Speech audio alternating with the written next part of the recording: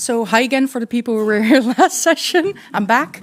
But I've ditched Jasper this time for just some National Archives work. So my name is Lotte Wijsman, and I'm here to talk to you about developing the social media archiving guidelines at the National Archives of the Netherlands, which was our big project last year, and we spent a lot of time on it. And I'm saying we. I didn't make this myself. My colleague Susanne van Eijkel is also in the audience. She really helped as a record keeper at National Archives. And we also had two colleagues, Wellens and Geert Leloup, who were more in charge of the process and about the appraisal and selection module as well, that I will be showing you, and the legal framework as well. So I'm not a lawyer, so don't ask me questions about that, please. So yeah, I'm going to talk a little bit about expert products, which the guideline is a part of the expert products line. The translations are from Dutch to English, so it doesn't sound that great, but this was the best thing I could do. I'm going to talk to you a bit about the development process of the guidelines, and then I'm going to talk to you about the guideline itself, because it would be a shame if I don't do that, of course. I'm part of the Department Knowledge and Advice, again, a translation of the National Archives. So we are sort of a consultancy branch within the National Archives. So we consult within our own National Archives, but also to the government itself. I'm part of the preservation team. Susanne is part of the record keeping team. And we also have a team developing knowledge or expert products, I must say. And they do that in collaboration with the experts on certain topics, aka me, Susanne, and our colleagues, of course. There's two types of expert products that we make. So you have the regulation. This is where everyone agrees on certain things. The process for this is much more intense than for an advice for the guideline, because everyone has to agree on it. So it's a much longer process as well. And an example of that is we have the standard of preferred file formats, which my colleague has worked on a lot. But this is an advice, this is a guideline. And this is because for social media, it's quite new still. And there's no one-size-fits-all solution that we all agree on. So we are not going to make it into a regulation then, because there's no agreement behind it. So for now, it's just a guideline, an advice that we give, and maybe we're going to upgrade it one day to a standard once everyone agrees on one perfect way to do it. I talked about the preferred file formats. That is the standard that we have. And we also have a work validation guideline, which my other colleague has worked on. So we're all doing our own things and being very happily occupied. So for a guideline, there's a development process. So for us, social media archiving started when we were asked in 2020, 2021, something like that, to advise on another organization within the government. They were working on social media archiving. They were doing a pilot project, and we were asked to advise there and give our feedback on their pilot, which we did. We were not happiest with it. So there came sort of the idea of maybe we should be involved with this, because it was made mostly by policymakers, so not archivists. So there were missing some things that we find vital when considering social media archiving. So we did an observation, we did preliminary research or an investigation into would people like a guideline? And the answer was thankfully yes. So we made a registration of the product. So we put out, why is this relevant? Why is it needed to give a guideline on social media archiving? We put out, we're going to do like this timeline. So it was last year, the complete year. And then we also put out, we want to make 6 modules. And we made 6 modules. So we were quite good in our registration product. That goes to a board.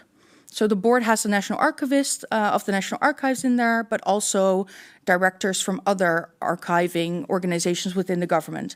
And they all have to agree on this, that it is a good idea. It's not just our imagination. They like it as well, and they want us to make this. They said yes, thankfully. Otherwise, I wouldn't be here, of course. And then we made a composition. We made a project group, which is internal to our own organization. So Susanne joined as a record keeper. Sander joined as managing the process. Geert as well. But Geert was also, he knows a lot about the legal framework and appraisal and selection. And we also had someone from our collections department who likes to dabble in testing out tools. So he was welcome as well. And then we also have an editorial group, which is very important because we want the guideline not to be just the National Archive says this from our ivory tower. We want it to be carried by the field. So we made an editorial group, and we wanted it to be quite diverse. So you don't want people from just a municipality or just government. So we had people from the City Archives of Amsterdam in there, the municipality of Rotterdam. We also had someone from the Ministry of Finance and the Regional Archives of Nijmegen. And I also really wanted to have someone who is more on the user side. So not just on the archiving side, but also on the user side. So who are going to use these web archives, these social media archives? So we also include the Digital Humanities Center of Leiden University. And that was really nice to have a different perspective, not another archivist, but someone from, I'm using all of this content later on, which I felt was really necessary to get a good product. So we had the group, and then we went into the product development. So we're just going to make the modules. And what we do is we rewrite, and then after a certain amount of time, we meet up with the editorial group. We put it in front of them and say, do you like this? What is your feedback? We go back, we fix it, and it's sort of a conversation that's ongoing. And then last year in June, we finished the first 3 modules. And last year in December, I'm going to say, because it was the end of November, we finished the final 3 modules. And we put them online in January of this year. So we made it. Then we go back to the board and we say, okay, you said yes. We went to work. This is what we made. They said, we love it, because of course they did. I'm really pushing this product. And then we can move on to publication and communication. So we put it on our website, where we used to work with PDF files, which not a fan of PDF files sometimes, but now we put it on sort of interactive web pages, which is really nice, and you can click around. And then we communicate, or we don't communicate, the communications department communicates. So they put out a LinkedIn post that we can archive later on, that it is all out and you can look at it. And now we're so that was in January, we finished this entire process. And now we're in the maintenance stage of everything. So this is supposed to be a living document, so to say. So people come to us with feedback. We either say, oh, this doesn't fit the scope, or it doesn't fit the product, or we make the product better. And this is how we move along and keep it relevant, hopefully. So I was talking about, we have 6 modules. So the first one is definitions and scope. So what are we talking about? What is social media? What is social media social media content? What is governmental information on social media? Then we talk about the legal framework. There's a lot of laws that apply. And then we don't talk about just the laws, but we also really go into, why is this important for social media archiving? Why is the GDPR relevant then? Why is the Archives Records Act from 1995 relevant? And how can you apply that?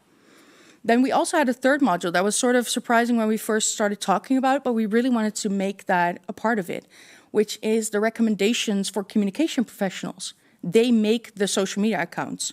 So we want them to be involved from the start and add, for instance, in the bio, you can add, this account will be archived. So please be aware, if you put down a comment, that it will be archived. Put down, look out for copyrighted materials. Also make corporate accounts, for instance, instead of personal accounts.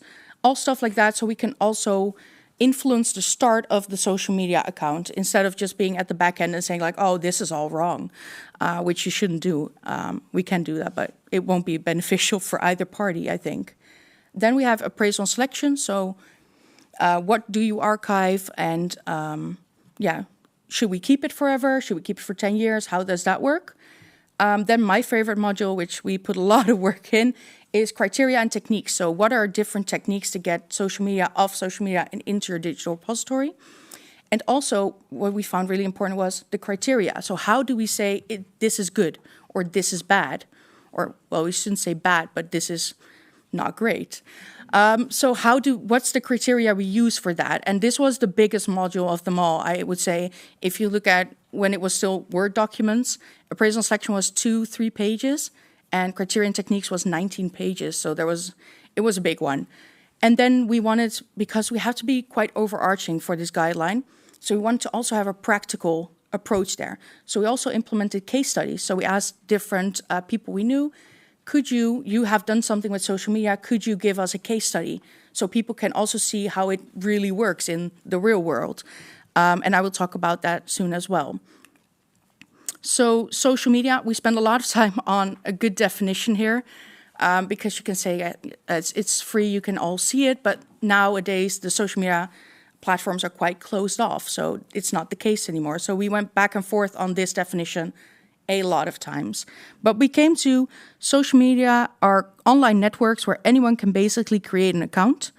Users on social media create, receive, or share information and interact with each other. Examples of social media commonly used by governments include Facebook, Instagram, LinkedIn, Mastodon, and YouTube. Thankfully, we don't have to worry about TikTok because we are forbidden to use it as the government. So that's great.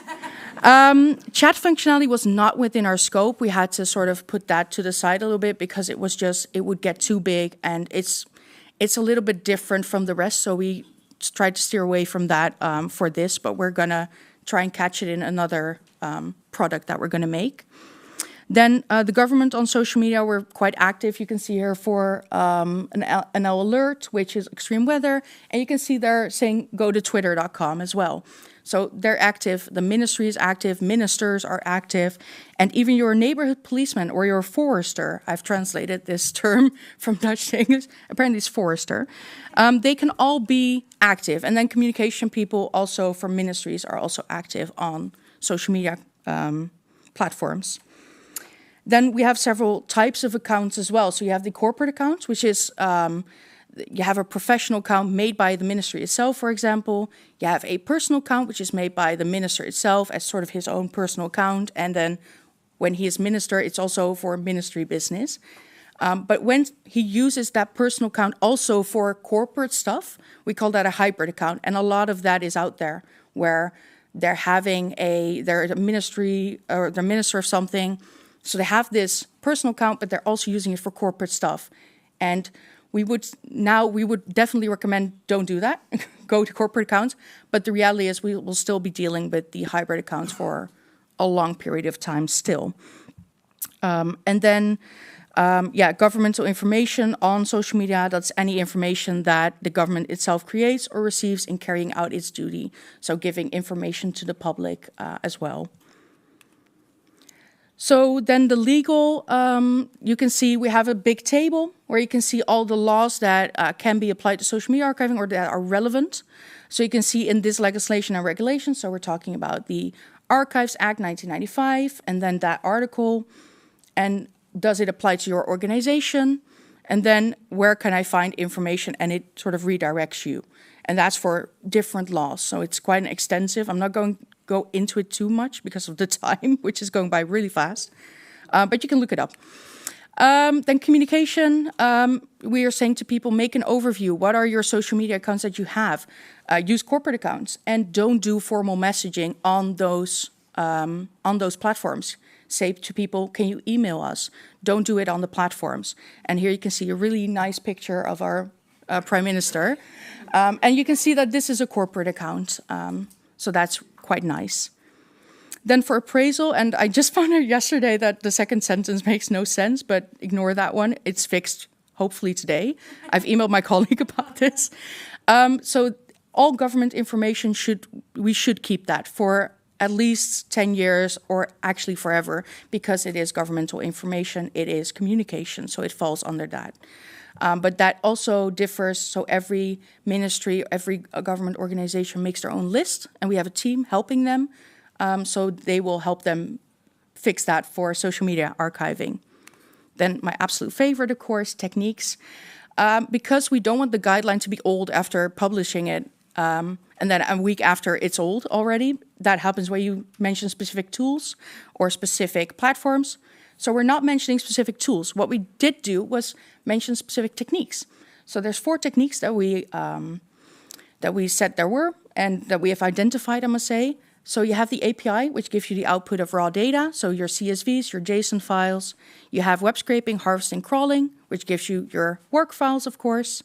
Screen capturing, that can give you a PDF, an image, or a video if you are really capturing it in a video format. And then you have the export function of the platform itself. So if you go to your settings, you can download your archive, and you get an HTML file with a lot of JavaScript files, for instance. So you have those 4 options. Then we talked about, okay, so how do we want to, what's the criteria? When do we say it's good? Because you can say you want a sustainable format, but then you can say, okay, so PDF is fine. And that just doesn't go deep enough for us.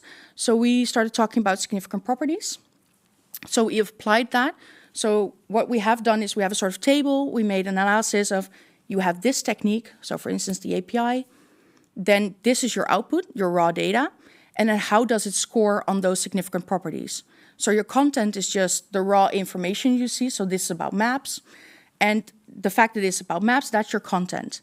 Your context then is, you can see it's by National Archives, September 27th. You can see it's been viewed by almost 2,000 people. That's your context, so your metadata.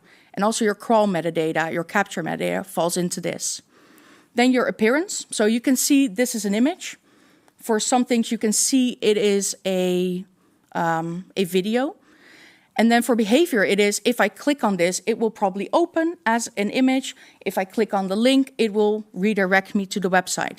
So if you look at a PDF, for instance, you can say, I can see it is a video. So I have the appearance of it because I can see it's a video. But if I click on it, nothing happens. So I don't have the behavior.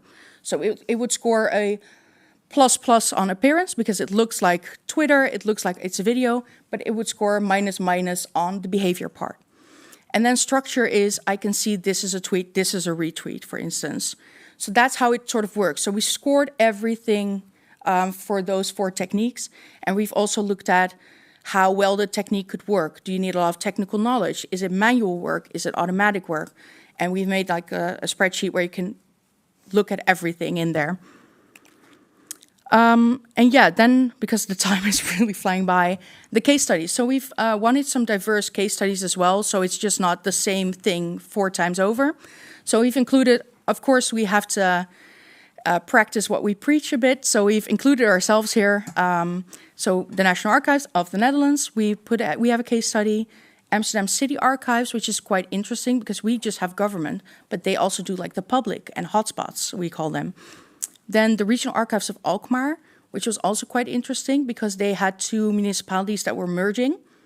One of the municipalities, they harvested they did the export function of the platform, and then they deleted everything and they were like, there you go, but we can't fix it because it's already gone. Good luck.